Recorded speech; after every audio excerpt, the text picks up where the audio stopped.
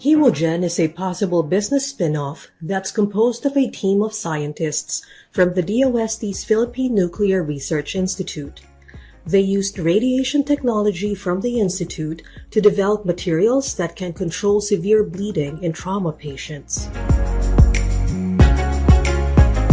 I'm Patricia Mirasol, a multimedia producer at BusinessWorld.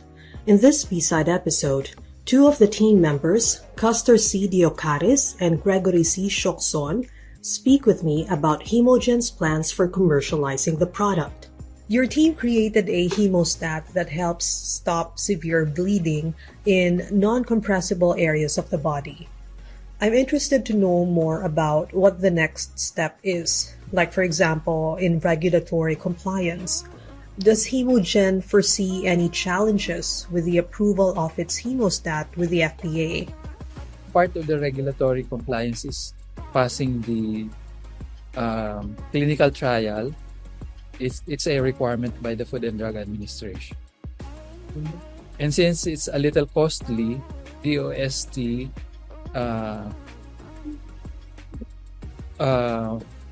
is funding it, so that when there's an adapter, they'll have an easier time preparing for its commercialization. Part of the strategy of the DoST TAPI is for those who underwent the training to come up with a spin-off company, because there's already funding for support for spin-off company, because the DoST is trying to push scientists to be entrepreneurs, because scientists cannot be just scientists, they have to be innovators. And when you're an innovator, you produce a product that will capture value and share the value to the general public. So licensing is one way to disseminate the product and have it commercialized, but also a spin-off company, which the DoST came up with strategy to train scientists to become entrepreneurs. It's also one of the directions to enhance the startup ecosystem and the innovation ecosystem of the country. So scientist focused, turning into entrepreneurs and innovators. Thank you for that, Mr. Shokson. And that sounds very promising, Mr. Diocaris. It's also a way to change the perspective and approach of scientists to research.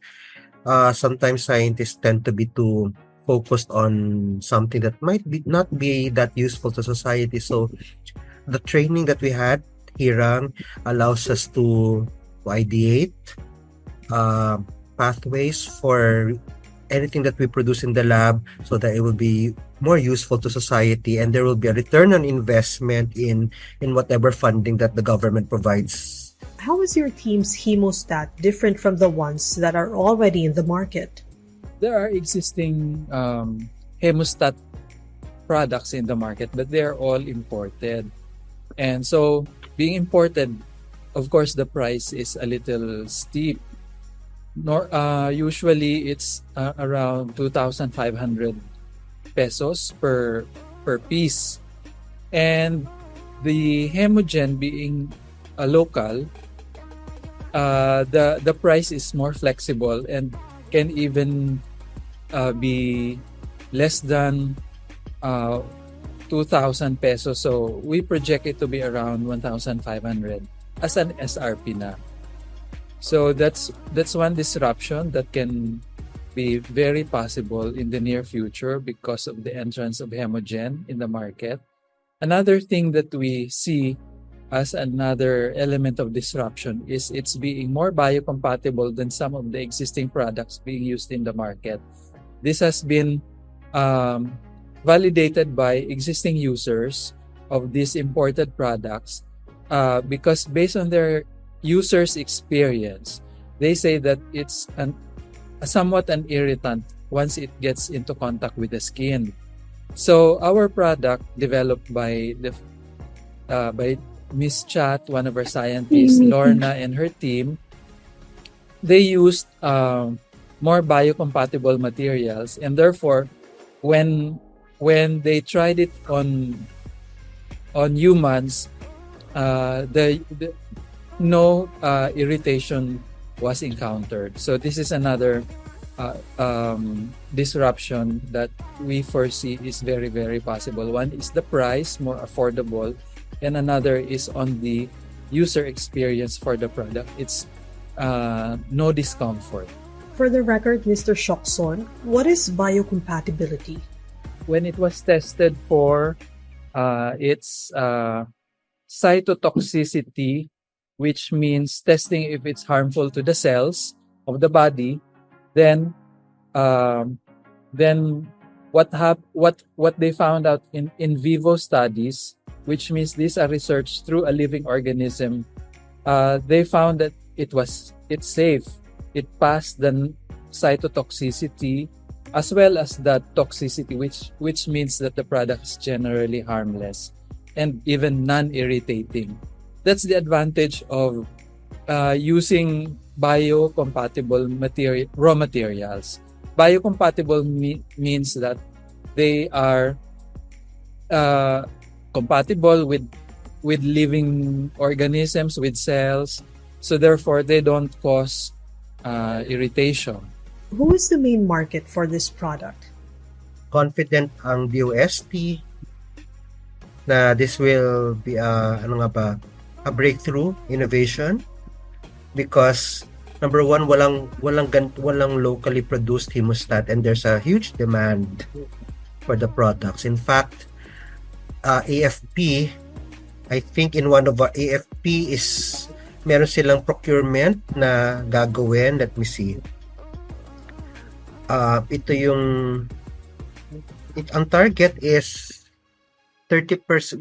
Initial target might be 30% of the local government units may purchase the hemostat. So that would be each LGU might purchase around 50,000. And then the combined AFP, this is based on the market research on hemostat that was funded by the DoST TAPI. Combined purchase of AFP and the Office of the Civil Defense might reach up to 20 million per year. So ito yung gustong i-break ng group to para maging commercial siya. So hopefully it can be valued at as much as 44 million annually if this gets commercialized. Ganun dapat ang technology kasi alam mo na kung sino ang end user. Alam mo na before you conceptualize everything, before you ask for funding, before you invest millions of government money, dapat alam mo na who's gonna buy it. Talking about money, Mr. Deocaris, what type of funding has the government provided for this innovation? The group was able to get 20 million pesos to complete the clinical trials and hopefully get an FDA approval.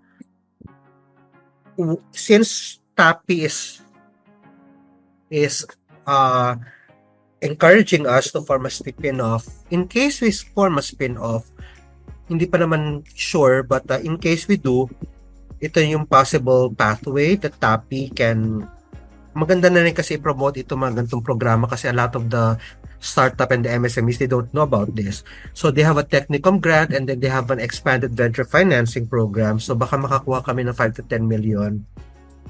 Hopefully, toll manufacturing partnership, SEC, and purchase orders can be obtained. And then by 2027, where's mentioned by chat, another support by the DoST is through the Invention Guarantee Fund. And that would lead to a full-scale commercialization. Ang kinaganda po kasi is ang DoST, kapag napondohan nila ang isang proyekto at nakita nila na merong promise, hindi nila tatantanan yung support.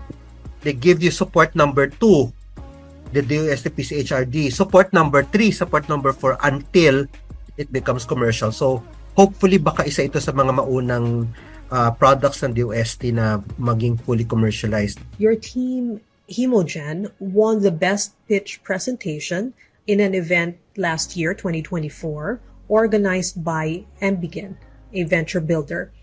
Has the group been approached by any interested investors since then? There were several who approached us, who approached Ronald, and talk to Hemogen, these 2 years will be that time to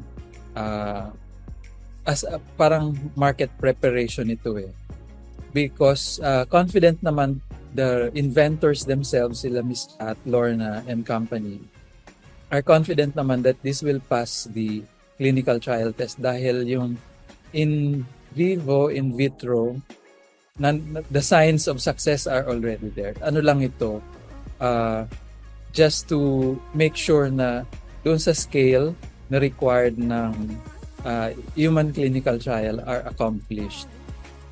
So, itong 2 years na to, ito na rin yung paghahandaan for the commercial adapter. Si DoST kasi, because of this is a new technology, there are incentives for adapters of the technology in order to encourage them to adapt. We call them adapters kasi the technologies are developed by DoST and then adapted by the private. There are incentives for them, which was integrated into what we call as priority investment program. They can apply for tax holidays.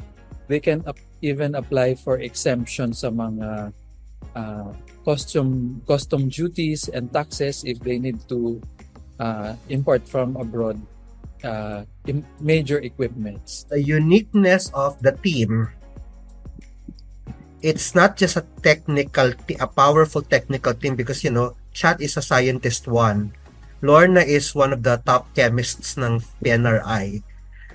It's also a very strong collaboration with the business development sector, sina Ronald and Greg. So, alam kung paano i-iterate or i-pivot yung product. Alam kung saan mo dadalhin, sino ang bibili. Doon na namin tinofocus yung development. Scientists cannot just be scientists. They also have to be innovators who create products that capture value that can then be shared to the public. This has been another episode of B-Side. Subscribe now and enjoy industry insights on Philippine business and beyond.